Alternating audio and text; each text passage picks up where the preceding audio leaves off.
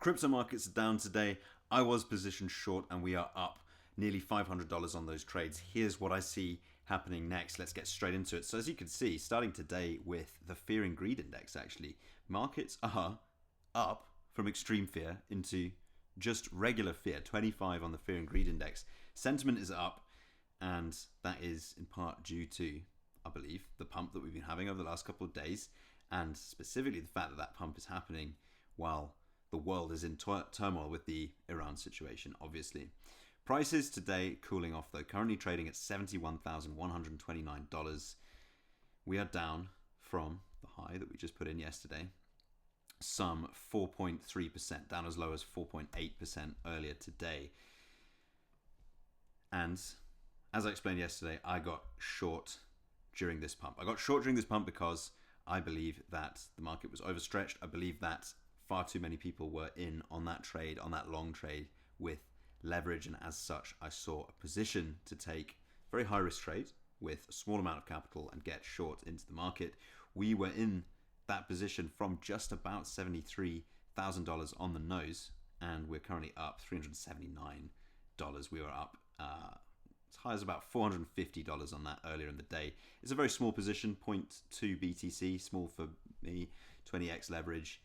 Small for the account size even as well. But remember, I'm not trading with any meaningful amount of capital in this account. Now, the way that this is playing out is pretty much what we predicted might happen. Okay, we have indeed seen over the last 24 hours or so nearly $200 million worth of long liquidations. Not potentially as dramatic as it could have been, but remember, there's not that much liquidation risk on either side of the market right now. Over the last 30 days, this has actually flipped to long interest. Now, this does depend when you measure the aggregation from, but something to bear in mind. Usually, when this is stacked to the long side, the longs end up getting absolutely wrecked.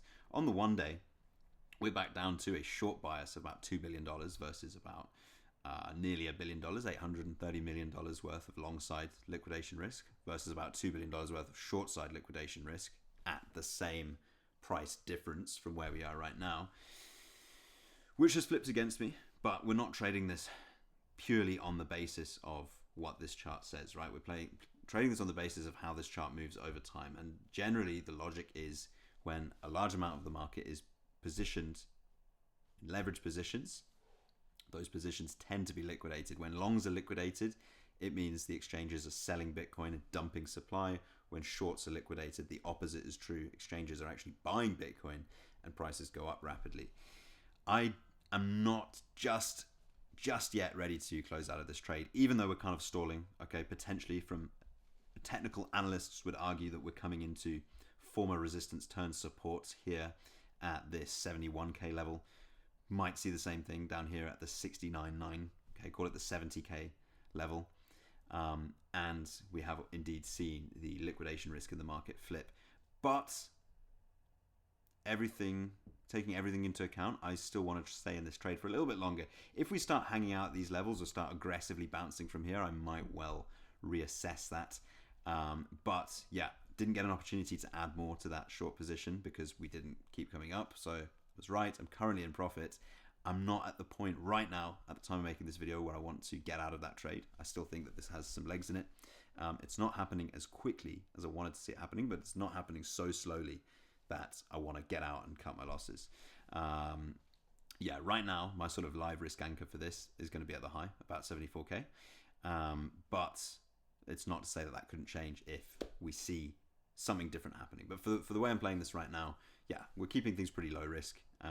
We are shorting into a pump, obviously, but that's the situation right now. Okay, we are up on this trade. We're up about $400 now, and yeah, I'm happy to stay into that. The initial target would be a mean reversion into the middle of the range that we've been in since the lows from the 5th, 6th of February, and that is the point of control for the fixed range volume profile drawn in for the duration of that range. That's coming in at about $67,400. That remains the target for now, but let's see how this plays out. Like I say, not coming down quite as quickly as would be ideal, but the way we're selling off still makes me think there's potential for this sell-off to continue. Obviously, long-term, still looking to add to my spot bags. This is a really insignificant position. I just saw a short-term opportunity and wanted to take advantage of that because why not? In other news, we have got a couple of things going on. Look at this, first of all, pretty interesting. Seeing Iranian crypto outflows jump 700% minutes after the US-Israeli airstrikes.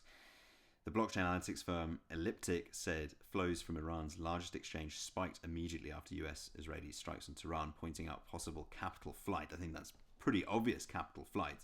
Outgoing crypto transactions from Iranian exchange Nobitex surged 700% within minutes of the initial strikes at the weekend, per Elliptic. Now, I don't think that this particular amount of Bitcoin is going to amount to anything particularly market moving, but it's pretty interesting, okay, where those funds are going and what this means about the world as we see it right now. Funds appear to be moving to overseas exchanges. Well, that makes sense, potentially bypassing banking controls, the report said. Now, why is this interesting? Because ironically, this sort of points us towards, points us towards a kind of mass adoption where people are able to control their wealth outside of sanctioned banking systems. We've known about this for a while, obviously, but ties in quite nicely with what we're seeing on the other side of the market, right, on the US side of the market, which is, let me bring this out, Trump lashing out at banks over contentious crypto bill. The Genius Act is being threatened and undermined by the banks, and that is unacceptable. We are not going to allow it. The president right now, this is the Genius Act, is related to stablecoins regulations in the US, and that basically threatens the legacy banking system, which clearly the banks don't want because they make profit on people being forced to use the legacy banking system. And Trump is lashing back out at this.